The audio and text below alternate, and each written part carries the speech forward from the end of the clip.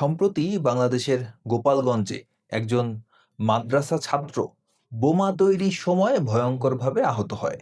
এই ঘটনায় তার ডান হাতের আঙুলের একাংশ উড়ে যায়। এছাড়াও তার পা ও শরীরের বিভিন্ন অঙ্গ ক্ষতিগ্রস্ত হয়। চলুন দেখা যাক বাংলাদেশি পত্রিকাগুলো এ বিষয়ে কি বলছে।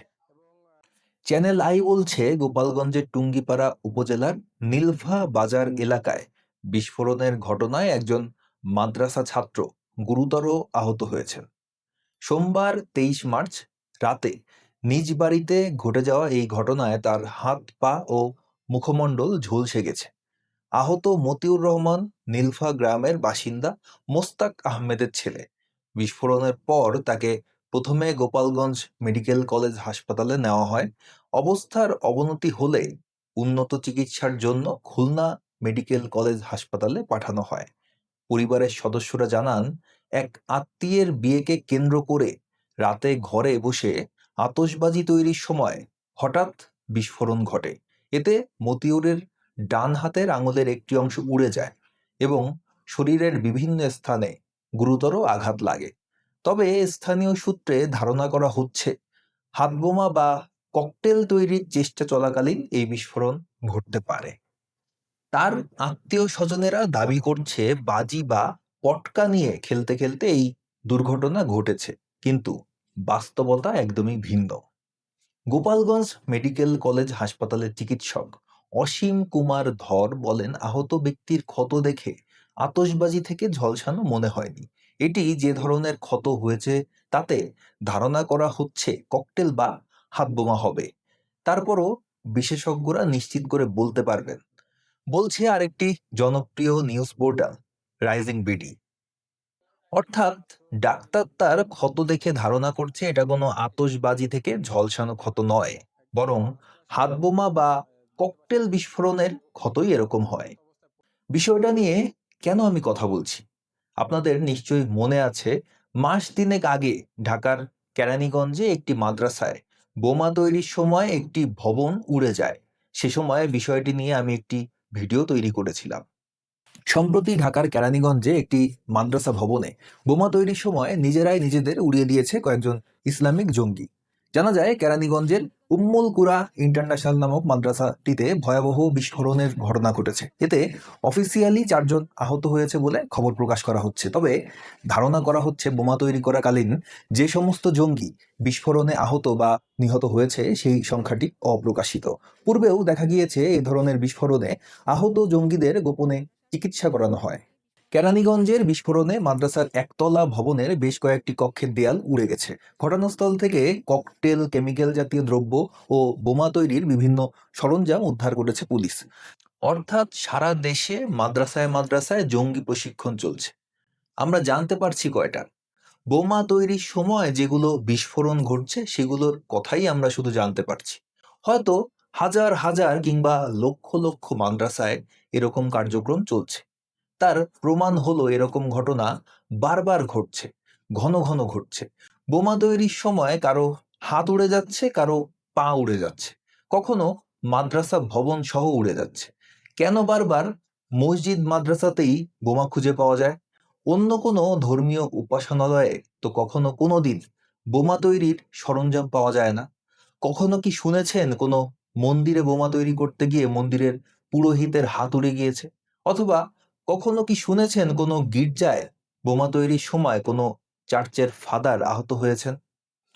এই যে তৌহিদি জনতা সারাদিন ইসকন জঙ্গি, ইসকন জঙ্গি বলে ম্যাঁ ম্যাঁ করতে থাকে, কখনো কি কোনো ইসকন মন্দিরে কোনো অস্ত্র পাওয়া গিয়েছে, কোনো বোমা পাওয়া গিয়েছে?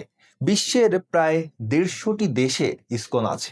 এখনো পর্যন্ত কোনো দেশে কোনো সন্ত্রাসী হামলার সাথে ইসকন জড়িত থাকার প্রমাণ পাওয়া গিয়েছে? দেখাতে পারবে তারা একটা প্রমাণ? দেখাতে পারবে তারা কোনো নিরপেক্ষ আন্তর্জাতিক রিপোর্ট?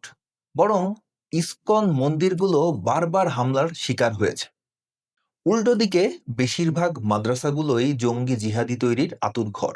এসব মাদ্রাসায় যেসব জঙ্গি জিহাদি তৈরি হয় তাদেরকে অনেক সময় ভিন্ন দেশেও জিহাদ করতে পাঠানো হয়।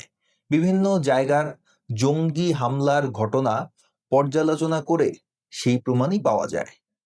উদাহরণ হিসেবে বলা যেতে পারে 2014 সালের বর্ধমান বিস্ফোরণের কথা। ওই বিস্ফোরণে 4 জন বাংলাদেশি জঙ্গির সংশ্লিষ্টতা পায় ভারতীয় পুলিশ। পরবর্তীতে আদালতে তারা সকলেই দোষী সাব্যস্ত হয়। এর আগে 2013 সালে বিহারের বোধগয়া বিস্ফোরণেও জড়িত থাকার প্রমাণ আছে কয়েকজন বাংলাদেশি জঙ্গি। তবে হামলার পরিকল্পনার সময় জঙ্গিদের আখড়ায় দুর্ঘটনাবশত বোমা বিস্ফোরিত হওয়ায় পুলিশ আগেই খবর পেয়ে জঙ্গিদের গ্রেফতার করায় বড় ধরনের আক্রমণ থেকে রক্ষা পায় অসংখ্য মানুষ। এছাড়াও পশ্চিমবঙ্গ পুলিশ প্রায়ই বাংলাদেশ থেকে আসা জঙ্গি আটক করছে বলে খবর পাওয়া যায়। আমার প্রশ্ন হলো, বাংলাদেশের মাদ্রাসাগুলোতে এত এত জঙ্গি জিহাদি তৈরি হচ্ছে, এত এত অস্ত্র বোমা তৈরি হচ্ছে কোন উদ্দেশ্যে? এদের কি কোনো বৃহৎ উদ্দেশ্য আছে? ভারতে বারবার বাংলাদেশি জঙ্গি গ্রেফতার হওয়া কি শুধুই বিচ্ছিন্ন ঘটনা, নাকি বাংলাদেশের মাদ্রাসাগুলো এসব ঘটনার সঙ্গে জড়িত? তারা কি কোনো বৃহৎ পরিকল্পনা করছে? তারা কি গাজাওয়াতুল হিন্দের জন্য প্রস্তুতি নিচ্ছে? শুধু বাংলাদেশের মাদ্রাসাগুলোই নয়, ভারতের পশ্চিমবঙ্গ সহ ভারতের অন্যান্য রাজ্যের মাদ্রাসাগুলো সেখানকার ছাত্রদের কি শিক্ষা দিচ্ছে? কেউ কি জানেন তাদের কি পড়ানো হয়? তাদের সিলেবাস কি? ভারতীয় বন্ধুদের কাছে অনুরোধ, আপনাদেরই ট্যাক্সের টাকায়, আপনাদেরই দানের টাকায়, আপনাদের প্রাণপ্রিয় মাতৃভূমির বিরুদ্ধে কোনো ষড়যন্ত্র চলছে না তো সেখানে? দয়া করে একটু খোঁজ নিয়ে দেখুন।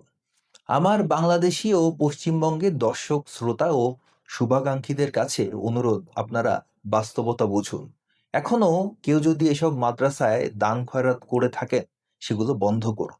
আপনাদের দানের টাকায় কি তৈরি হচ্ছে ভাবুন। নিজের দেশ, নিজের পরিবার, নিজের সন্তানের ভবিষ্যতের কথা চিন্তা করুন। আপনার আত্মীয় স্বজন, পাড়া প্রতিবেশীদের এসব ব্যাপারে সতর্ক করুন। এইসব সন্ত্রাসীদের প্রতিরোধ করতে না পারলে সামনে এরা যে কোনো ভয়ঙ্কর ঘটনা ঘটিয়ে ফেলতে পারে। এরা উগ্র, এরা ভয়ঙ্কর, এরা সন্ত্রাসী। এরা ধর্ম প্রতিষ্ঠার জন্য গুম, খুন, লুণ্ঠন, ডাকাতি সবকিছুই করতে পারে। এদের ধর্মীয় কিতাবই এদেরকে সেই অনুমতি দেয়। এরা সামান্য ক্ষমতা পেলেই ভয়ঙ্কর হয়ে ওঠে।